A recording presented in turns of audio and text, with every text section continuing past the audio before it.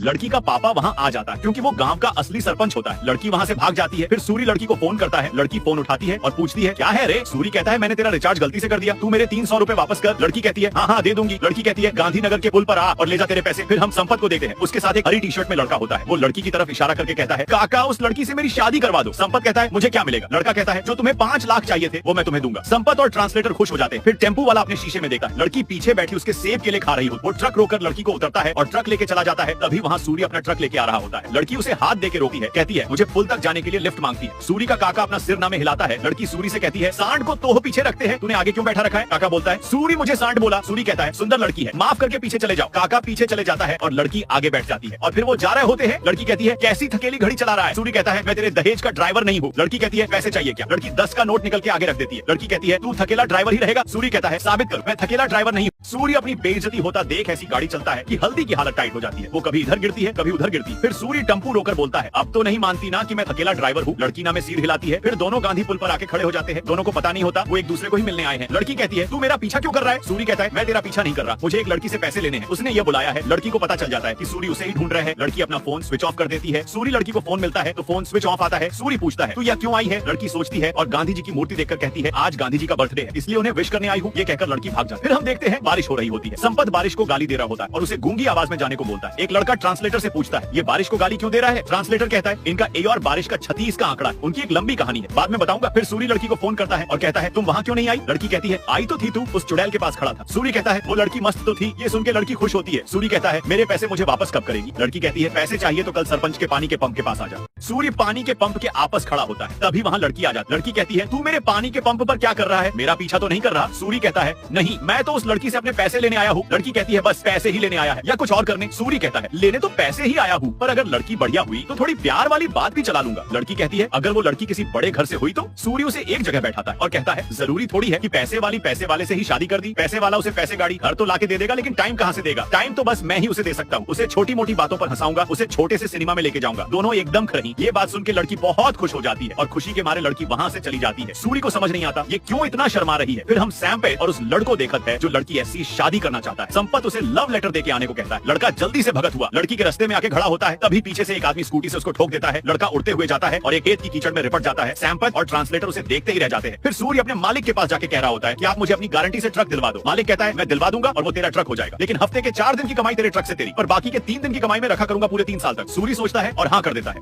कोई लड़का संपत को आके बता देता है कि सूर्य ने अपने मालिक से ट्रक खरीदवाने को कहा था पर वो उसे 3 साल फ्री में उसके लिए ट्रक चलवाने को कहा रहा है। संपत बोलता है मैं ऐसा नहीं होने दूंगा। संपत मालिक के घर जाता है और उसे पीटने लगता है। संपत उसे बहुत मारता है। तभी वहाँ सूर्य आ जाता है और संपत को ले जा रहा होता है। मालिक बोलता है तुझे ट्रक खरीदना था ना, अब तुझे मैं गांव से बाहर निकालने की प्लानिंग करूंगा। फिर सूर्य घर आके संपत को बहुत डांटा है। फिर अगले दिन सूर्य लोन वाले के पास जाता है। लोन वाले की बीवी सूर्य को अपना बच्चा जैसा समझती है इसलिए वो भी अपने पति से सूर्य को लोन दिलवाने को कहते हैं। लोन वाला कहता है इसे लोन नहीं मिल सकता। उसकी बीवी कहती है तो तुम बैंक से चुपचाप निकाल लाओ, बाद में जब सूर्य पैसे देगा रख देना। सूर्य भी कहता है बस 1 हफ्ते की बात है, मैं आपको सारे पैसे दे दूंगा। फिर लोन वाला मान जाता है। अगले दिन लोन वाला चुपचाप बैंक में से पैसे निकाल लेता है और अपना मुंह दुबकाते हुए सूर्य को पैसे दे देता है। सूर्य उन पैसे को अपने घर की अलमारी की ड्रॉर में रख देता है। फिर सूर्य लड़की को फोन मिलता है। लड़की का पापा फोन उठाता है। सूर्य बोलता है तू कौन है बे। लड़की का पापा कहता है मैं इस गाँव का सरपंच और इस लड़की का पापा। सूर्य को पता चल जाता है लड़की उसे बड़े दिनों से बेवकूफ बना रही होती है। फिर सूर्य बाद में लड़की को फोन करता है और लड़की से झूठ बोलता है कि मुझे वो लड़की मिल गई और उसने मुझे मेरे 300 रुपए भी दे दिए। लड़की चौंक जाती है। सूर्य कहता है और वो लड़की पट भी गई, अब हम दोनों सिनेमा देखने आए। लड़की फिर जल्दी से सिनेमा की तरफ भागती है। लड़की सूर्य के पास जा रही हो तभी वहाँ संपत दोबारा उस लड़के को लेके आ जाता है। संपत उसे दोबारा लड़की के पास जाके प्रपोज करने को कहता है। लड़का उसके पास जाता है लेकिन इस बार उसे कार ठोक देती है और वो दोबारा उड़कर दूर जाके गिरता है। फिर लड़की सिनेमा पहुंचती है और चलती मूवी रुकवाकर कहती है ओए ट्रक वाले किधर है तू। सूर्य उठता है और सीट पर खड़ा हो जाता है। लड़की जोर से कहती है वो रिचार्ज वाली लड़की मैं ही थी और जिसने पानी के पंप के पास बुलाया था वो भी मैं ही थी। मुझे लगा तू अच्छा इंसान है पर इसलिए मेरे दिल में तेरे लिए प्यार आ गया और तू यहाँ मजे कर रहा है। सूर्य कहता है चिल कर बेबी, में बस तुझसे सच उगलवाने के लिए तुझसे झूठ बोल रहा था। लड़की खुश हो जाती है। सूर्य कहता है आई लव यू बेबी। लड़की खुशी के मारे नाचने लगती है। फिर दोनों बाइक पर चिपक कर जा रहे होते हैं। उन्हें वो लड़का देख लेता है और उसे बहुत गुस्सा आता है। लड़की सूर्य को अपने पापा से मिलवाती है और उसका पापा भी मान जाता है। सरपंच लड़की से सूर्य के परिवार से मिलने को कहता है। फिर सूर्य संपत को फोन मिलता है पर संपत की जगह वो लड़का फोन उठाता है। सूर्य कहता है पापा से कह दे कि सरपंच के यहाँ चले जाए, वो अपनी लड़की की शादी मुझसे करवाना चाहते हैं। लड़के को बहुत गुस्सा आता है। फिर लड़का संपत से झूठ बोल देता है कि सरपंच अपनी लड़की की शादी किसी और से करवा रहा है। दूल्हे का बाप आज रिश्ते की बात करने गाँव आएगा। संपत दूल्हे का नकली बाप बन के जाता है और लड़की के बाप को उल्टा सीधा बोल देता है और उसे पीट भी देता है। सरपंच कहता है मैं तेरे बेटे से क्या तेरे गाँव में किसी से अपनी बेटी की शादी नहीं करवाऊंगा।